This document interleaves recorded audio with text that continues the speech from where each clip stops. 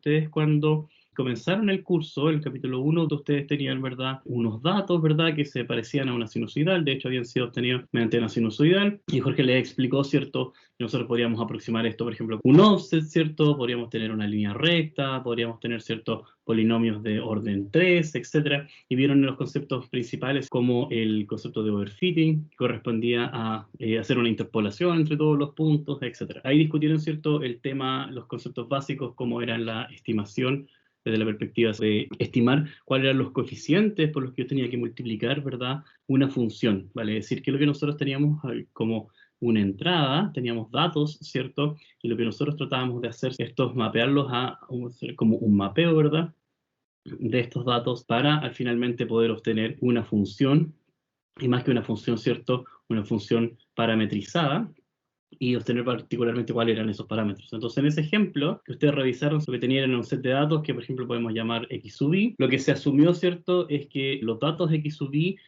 y sub i, ¿cierto?, que eran el set de datos de entrada, queríamos encontrar, por ejemplo, un modelo de esta forma. X, ¿cierto?, θ sub 2, x al cuadrado, etc. El punto es, primero, cuál es el orden para esta estimación y cuáles son los valores de estos coeficientes. A la larga, lo que querían hacer ustedes es una combinación lineal de funciones que les permitieran, ¿verdad?, poder hacer esta estimación. Eso es como el concepto básico, pero en general nosotros podemos tener distintas categorías de estimación. Podría ser, por ejemplo, estimación de parámetros, podríamos tener estimación puntual, podríamos tener estimación de señales, que pueden ser variables aleatorias, ¿cierto?, procesos aleatorios, etc. Entonces tenemos estimaciones de distintas categorías. Hoy día la idea es que podamos sentar las bases de estimación de algunos parámetros. Se imaginarán, ¿cierto?, que todo lo que ustedes aprendieron de teoría de detección también les va a servir acá.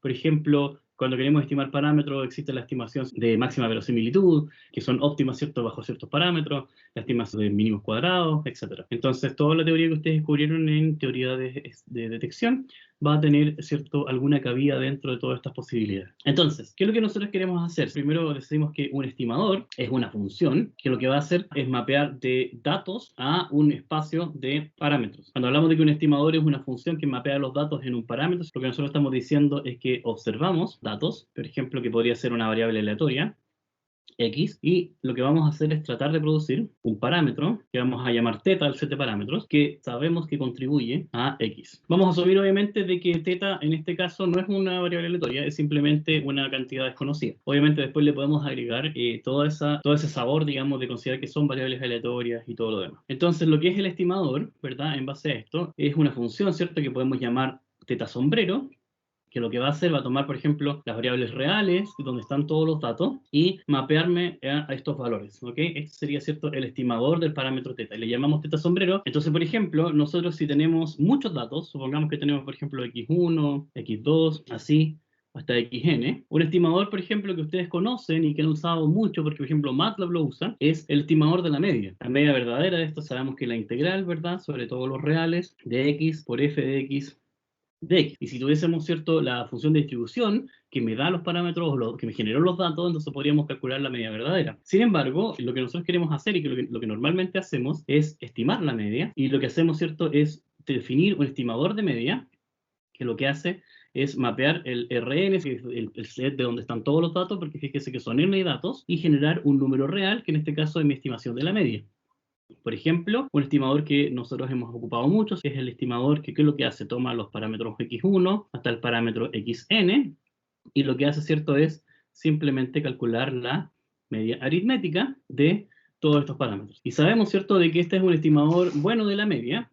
Y la idea es que ahora entendamos, por ejemplo, en esta clase, de por qué es un buen estimador de la media frente a otras situaciones, por ejemplo, como la media geométrica. Y la media geométrica se define como el producto en raíz. Obviamente la raíz enésima. ¿Por qué ocupamos la primera y no ocupamos otra media, ¿cierto?, que podemos llamarle media 3, que la estamos inventando, no tiene ninguna propiedad como la media geométrica que se conoce, ¿cierto?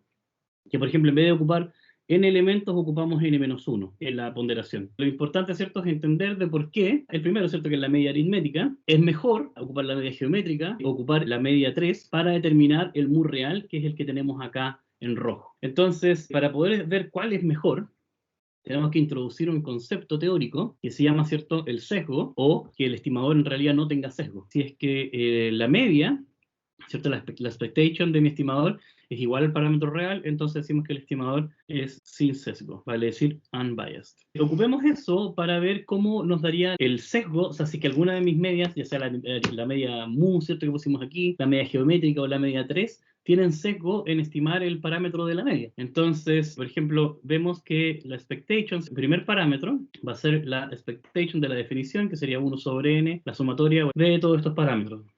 Como es un operador lineal, ¿cierto? Esto va a entrar dentro de la suma, entonces esto es lo mismo que 1 sobre n, sumatoria de todos los i, por la expectation de x sub i. Todo este análisis es válido solamente bajo una condición, que los datos vienen de la misma distribución y que son independientes entre sí. Vale decir, cada una de las muestras x sub i es independiente de todas las otras muestras. Esto normalmente nosotros lo definimos como que son muestras o datos I y D, ¿cierto? Que son independientes e idénticamente distribuidos. Bajo esa condición, el procedimiento que realice es válido. Si todos los x sub i vienen de la misma distribución, el expectation de cada uno va a ser igual exactamente a la media. Entonces sabemos de que aquí vamos a tener que cada uno de estos es la media. ¿Y qué es lo que estoy haciendo acá? Estoy sumando n veces la media. Entonces esto es exactamente 1 sobre n por n veces la media. Evidentemente, esta es la media. Entonces, ¿qué podemos concluir? Que el primer estimador es un estimador sin sesgo. ¿Qué pasaría con el segundo caso? El segundo caso sería, ¿cierto? Por definición, el expectation de x1, x2, el producto, ¿cierto? Hasta x sub n, 1 sobre n. En este caso, esto sería x sub 1, 1 sobre n, producto hasta x sub n raíz 1 sobre n. Ahora bien, si todos vienen desde la misma distribución, esto es equivalente a que todos tienen exactamente la misma expectation, vale decir, podemos decir de que esto es igual a la expectation de cualquiera de los elementos para cualquier k, pero multiplicado n veces. Ahora podemos ocupar, ¿cierto?, la inicuidad de Jensen para decir que esto es menor o igual a, esa es la inicuidad de Jensen, ¿cierto?, que la expectation de una función, ¿cierto?, es siempre mayor o igual a la función de la expectation. Entonces fíjense que acá lo que tengo es que estoy sacando el expectation de la función, y la función es la raíz enésima. Entonces, ¿qué es lo que estoy diciendo? Estoy aplicando el expectation y después la función, ¿vale? Entonces, por eso sé que el expectation de la función es distinto, es menor o igual. Y sé, ¿verdad?, de que esto de acá es mu. Entonces me quedaría mu 1 elevado a n, n. Esto sé que entonces es mu. Entonces, ¿qué es lo que estoy diciendo? Estoy diciendo, ¿verdad?, que e de mu geométrico es menor, ¿cierto?, o igual que el mu real. Por lo tanto, ¿cierto?, esta estimación tiene sesgo, porque no es exactamente igual. Siempre voy a tener un estimador por debajo de la media real. Entonces, el estimador que hemos utilizado todo este tiempo es el mejor en el sentido de que no tiene sesgo frente a los otros estimadores que revisamos acá. Adicionalmente, eso nos permite concluir de que el sesgo de un estimador es una métrica que nos permite comparar la calidad de un estimador frente a otro.